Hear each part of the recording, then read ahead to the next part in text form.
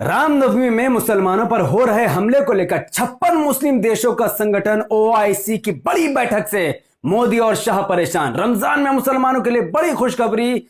BJP MLA T Raja Singh गिरफ्तार। असदुद्दीन ओवैसी साहब की ताकत देख पूरी दुनिया हैरान। पूरी वीडियो विस्तार से देखने से पहले अस्सलाम वालेकुम वरहमतुल्लाहि वबरकातुहू। अल्लाह के नाम से शुरू जो बड़ा कृपालु और अत्यंत दयावान है। मैं हूं मोहम्मद हफीज अंसारी और आप देख रहे हैं द पॉलिटिकल।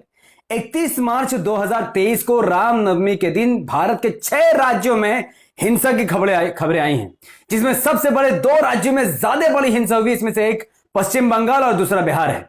बिहार के बिहार शरीफ नालंदा में पूरे के पूरे मदरसा को ही बजरंग दल के कार्यकर्ताओं ने आग के हवाले कर दिया। उसके अलावा बिहार के सासाराम में मुस्लिम घरों को चिन्हित करके हमला किया गया। एक मुस्लिम महिलाओं के साथ छेड़छाड़ की गई, उसके नकाब को छीना गया और एक मुस्लिम घर को तो पूरी तरीके से लूट कर तबाह बर्बाद कर दिया गया, जिसमें बिहार की पुलिस का बहुत बड़ा हाथ बताया गया सासाराम में।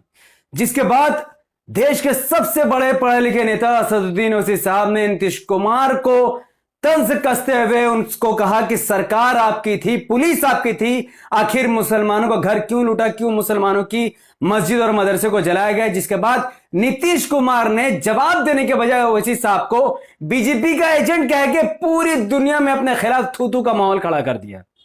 आनन फानन में 56 मुस्लिम देशों का संगठन OIC, organisation of Islamic cooperation के ने बैठक बुलाई और उन्होंने रामनवमी में हुए मुसलमानों के खिलाफ हिंसा की चर्चा की।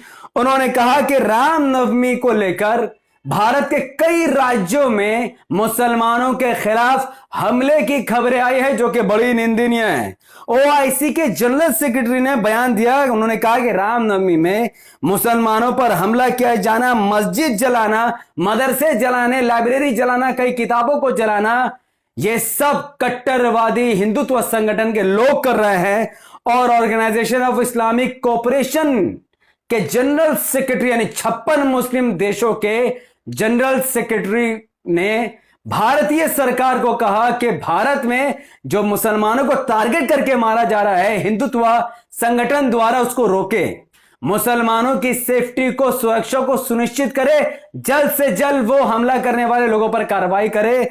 जिसके बाद आनन फानन में पूरे भारत में बजरंग दल के कार्यकर्ताओं पर कार्रवाई शुरू हो चुकी है। मुंबई में 20 से ज्यादा लोगों को डिटेन किया गया। रामनवमी में उपद्रवी लोगों को, जिन्होंने दंगा करने की कोशिश की, ऐसे 300 लोगों पर एफआईआर कराने की तैयारी की जा रही थी, जिन्होंने रामनवमी में आग भड़काने की कोशिश की।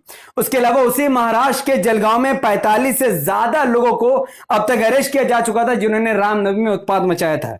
उसके अलावा गुजरात में 24 लोगों को डिटेन कर लिया गया है और बिहार में, अकेले बिहार में 200 से ज्यादा लोगों के खिलाफ केस रजिस्टर किया जा चुका है, जिन्होंने रामनवमी के दौरान मुसलमानों के घरों पर हमला किया था। जिस सासाराम में मुसलमानों के घरों में हमला हुआ, उस सासाराम में भी रामनवमी में हमला करने वाले 50 से ज्यादा लोगों को गिरफ्तार कर लिया गया है। और जिस बिहार शरीफ के नालंदा में मदरसे को जलाया गया था, उसमें 130 से ज्यादा भगवाधारी हिंदुत्व आतंकवादियों को अरेस्ट किया जा चुका है और आगे और लोगों पर कार्रवाई की बात चल रही है।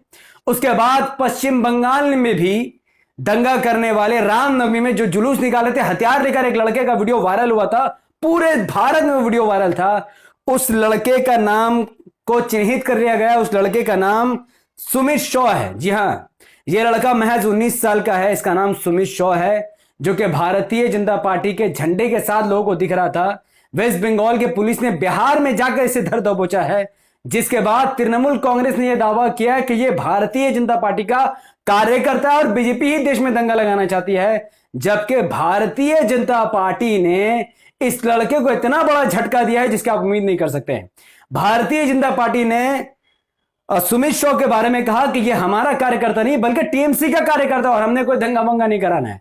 यानी यह लड़का जो बीजेपी के आड़ में बंदूक लेकर घूर रहा था, आज इस लड़के पर कार्रवाई हो रही है और इस पर ना बीजेपी मदद करने को भी तैयार नहीं है। यानी जिस बीजेपी का सुनकर इसने इतना बड़ा कांड किया होगा, अगर पुलिस जान पहचान करेगी, उस लड़के पर बीजेपी ने अपना हाथ ही उठा लिया है। बीजेपी कहता टीएमसी का कार्यकर्ता, टीएमसी कहता बीजेपी का कार्यकर्ता। वेल, सबसे अफसोसनाक बात यह है कि हजारों लोगों के अरेस्ट करने के बावजूद भी ना ही पश्चिम बंगाल की तृणमूल सरकार कहती है कि इन पर यूपीए लगाया जाए और ना ही बिहार के महागठबंधन की सरकार कहती है कि इन पर यूपीए लगाया जाए। यह बहुत आश्चर्यजनक है। इसके पीछे सबसे बड़ा रीजन यह है कि आखिर मंदिर नहीं जला है, देश में मस्जिद जला है, मदरसा जला है, मुसलमानों का दुकान और मकान को लूटा गया है, मुसलमानों के मेहनत के पैसों से खरीदी हुई गाड़ियों को चिन्हित करके जलाया गया है, हमारी किताबों को जलाया गया है, हमारे घरों को लूटा गया और हमारी माओ बहनों के साथ इज्जत के साथ खिलवाड़ किया गया है। और जितने भी लोगों ने यह खिलवाड़ किया उसमें से एक भी मुसलमान नहीं है। इसीलिए ना ही ममता बनर्जी, ना ही तेजस्वी यादव, ना ही राहुल गांधी और ना ही नीतीश कुमार इन पर यूएपीए लगाने की बात कर रहे हैं। कोई यूपीए लगाने की बात नहीं कर रहा है। खैर, इस रमजान 2023 में सबसे बड़ी और अच्छी खबर तो यह है कि मुसलमानों के खिलाफ और इस्लाम के खिलाफ जहर उगलने वाला, भड़काऊ बयान देने वाला भारतीय जनता पार्टी का सस्पेंड हुआ एमएलए टी राजा सिंह को तेलंगाना की सरकार ने अरेस्ट कर लिया है, डिटेन कर लिया है। जी हां, टी राजा सिंह ने 2 अप्रैल को भड़काऊ भाषण दिया। उसने मुसलमान को मां और बहन की गाली दी, इस्लाम के खिलाफ अभद्र टिप्पणी की हैदराबाद में खड़े होकर। 4 अप्रैल को असदुद्दीन ओवैसी साहब ने प्रेस कॉन्फ्रेंस करके तेलंगाना की सरकार को अल्टीमेटम दिया कि टी राजा सिंह पर हर हाल में कार्रवाई होनी चाहिए। और ठीक एक दिन बाद 5 अप्रैल 2023 को तेलंगाना की पुलिस ने टी राजा सिंह को घर में घुसकर उसे डिटेन कर लिया है, उसे अरेस्ट कर लिया है।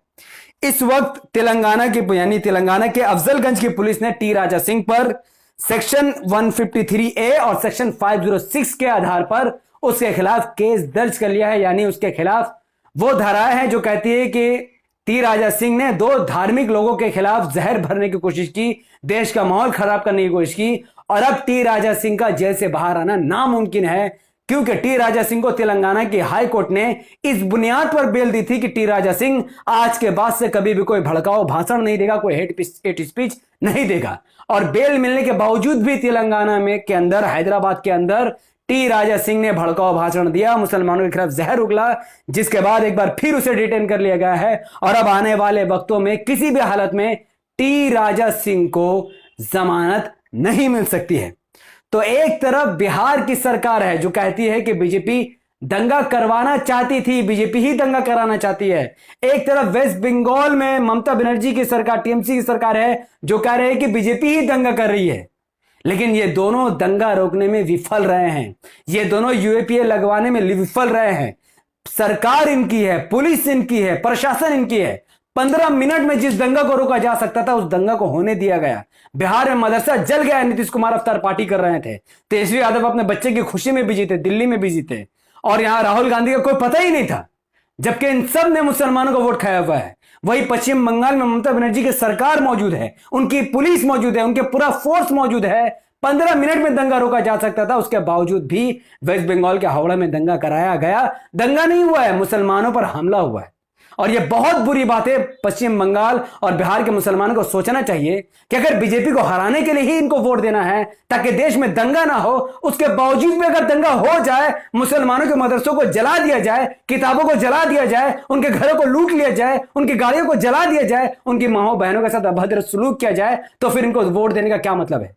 इनसे बेहतर तो असदुद्दीन ओवैसी साहब है, एक पढ़ा लिखा नेता जिसने एक दिन पहले किसी की शिकायत की, दूसरा दिन उस इस्लाम के खिलाफ जहर उगलने वाले को जेल के अंदर फेंक दिया गया है। तो फैसला आपको करना है कि आप आने वाले वक्त में आप किसको वोट दोगे? क्या उस महागठबंधन को वोट दोगे बिहार में जिसने दंगा होने दिया? साफ तौर पर रिपोर्ट में बताया गया, बिहार तक चैनल ने बताया कि सासाराम में पुलिस के होने के बावजूद दंगा कराया गया। मुसलमान पुलिस से मदद की भीख मांग रहे थे पर पुलिस वहां से दौड़कर भाग गई। ये रिपोर्ट कर रही है, मैं नहीं कर रहा हूं। इसके बावजूद भी नीतीश कुमार ने दंगा नहीं रोक पाया। और आज वेस्ट बंगाल की ममता बनर्जी की सरकार भी है, फिर भी वहां दंगा हो गया। भाई तो फिर अगर बीजेपी सरकार में नहीं है तो भी दंगा हो नहीं, तो फिर इनको वोट क्यों दे? तो अब बिहार और बंगाल के मुसलमान को हजम कर लेना है। इसका बदला लेने के लिए आपको सिर्फ और सिर्फ एआईएमआईएम की सरकार खड़ी करनी होगी। आपको बिहार में कम से कम 50-60 मुस्लिम विधायकों को जिताना होगा, एमआईएम के विधायकों को जिताना होगा। पश्चिम बंगाल में मुसलमानों को मुत्तहिद होकर एआईएमआईएम की सरकार बनवानी होगी। एआईएमआईएम के एमएलए को वोट देना होगा, एमआईएम के काउंसिलर्स को वोट देना होगा। जब दोनों तरफ एमआईएम के 60-60 एमएलए जीतेंगे तो फिर दंगे करने की किसी के अंदर हिम्मत नहीं होगी। आप सब एक बार सच्चे दिल से एमआईएम पार्टी को अपनी पार्टी मान लो और अकबरुद्दीन ओवैसी साहब, असदुद्दीन ओवैसी साहब को अपने नेता मान लो और पतंग के निशान पर वोट देना शुरू कर दो। मैं यकीन दिलाता हूं आपको कि दंगा करने वाले दंगा करने का सोचकर उनकी रूह कांप जाएगी। इसके अलावा हमारे पास कोई ऑप्शन नहीं है, क्योंकि ममता बनर्जी भी हमारी कोई नेता नहीं है, ना ही ये महागठबंधन के नेता हमारे नेता। हमारा नेता सिर्फ असदुद्दीन ओवैसी साहब है, जो कि एक पढ़ा लिखा नेता है, जो कि एक समझदार व्यक्ति है, और हमें सिर्फ पतंग के निशान को ही वोट देना चाहिए। एआईएम पार्टी का ही दामन थामना चाहिए। बहुत बहुत शुक्रिया। तो आपको पता है कि अभी आपको इस वीडियो को लाखों लोगों तक फैलाना है। यूट्यूब का एल्गोरिथम कहता है कि जब किसी वीडियो पर लोग लाइक करते हैं, उसके लिंक को व्हाट्सएप, फेसबुक, इंस्टाग्राम पर शेयर करते हैं, अपनी बातों को धड़ाधड़ कमेंट पर रखते हैं, यूट्यूब ऐसे वीडियो को लाखों लोगों तक पहुंचा देता है। तो आप हमें बताइए कि आप क्या दंगे का जिम्मेदार सिर्फ बीजेपी को मानते हैं या फिर महागठबंधन और टीएमसी सरकार को भी मानते हैं? अपनी प्रतिक्रिया जरूर कमेंट पर डालिए। और क्या आप इस वीडियो के बाद एएमआईएम का सपोर्ट करने को तैयार हैं, हाँ या ना में अपनी जवाब कमेंट पर जरूर डालिएगा। हमारे यूट्यूब चैनल द पॉलिटिकल को सब्सक्राइब कीजिए, बेल आइकन को हिट कीजिए। अगर आप सब इस वीडियो को हमारे Facebook channel the political news पर देख रहे थे तो इसे लाइक और फॉलो कीजिए, 5 बड़े ग्रुप में शेयर कीजिए। मुझे अपनी दुआ में याद रखें। बहुत बहुत शुक्रिया। अस्सलाम वालेकुम रहमतुल्लाहि व बरकात। अल्लाह की सलाम रहमत बरकात